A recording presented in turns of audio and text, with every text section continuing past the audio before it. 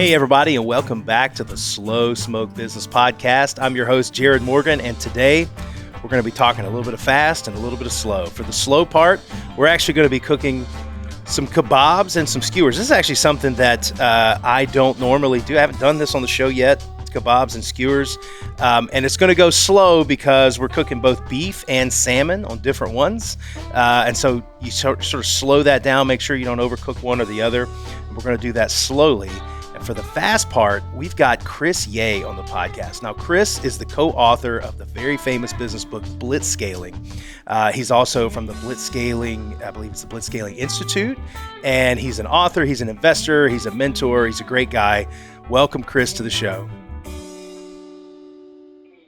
Jared, it is such a pleasure to be here. I just wish I could smell the smells of cooking because, alas, we are recording remotely. So let's summarize. I want you to feel free to tell me I'm wrong here, but I'm going to try to summarize the great sort of slow smoked versus blitzscaling, the two different mindsets. For me, I would have been thrilled to blitzscale my business when I started it, but just wasn't given that opportunity. And it could have been because of where we were. I mean, we were in an Alabama company and people were sort of like scratching their heads. This guy got all his teeth, that sort of thing. So when that opportunity didn't present itself, we went with a slow smoke thing that I feel like most people can do, which is one foot in front of the other, focus on profitability, focus on your customer, focus on growth every step of the way. Don't try to be perfect. I always say it's better to be a progressionist than a perfectionist. Just keep getting better, keep making progress.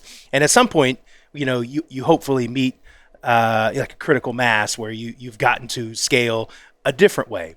The blitzscaling way is if you are able to get into the right circles and when that opportunity presents itself and it's the right type of business and it's the right type of market, that is the kind of growth mindset that can change worlds because it can get faster,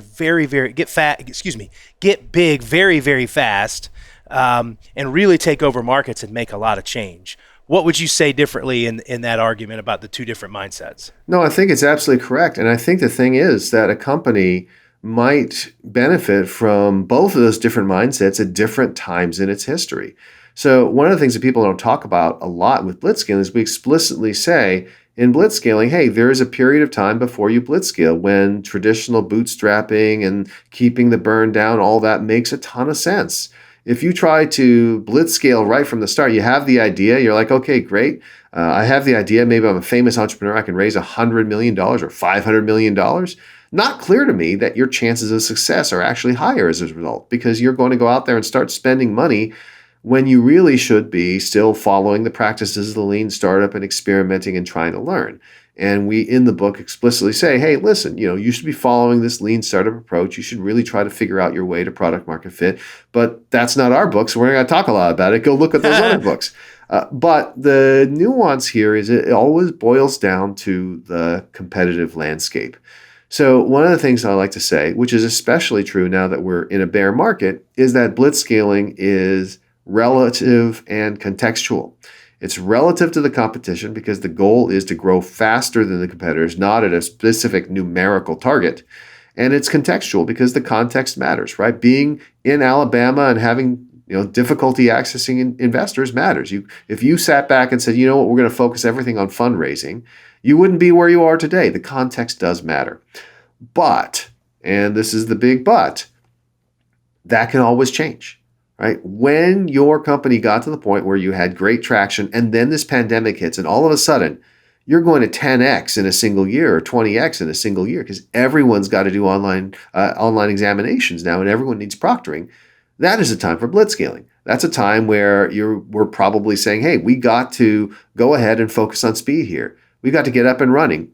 How are we going to 10x or 20x our volume in the next 2 months? I don't know, but we got to figure it out, even if it's not the most efficient way, even if we have to throw some stuff out later on.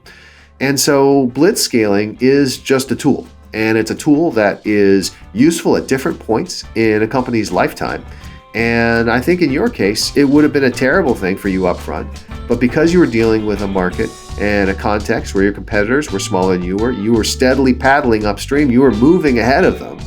You were still improving your competitive position such that when the pandemic came, when all the conditions changed, and it was time to blitzscale, you had that leadership position and you had the ability to go out there, make it happen, and ultimately get a fantastic outcome.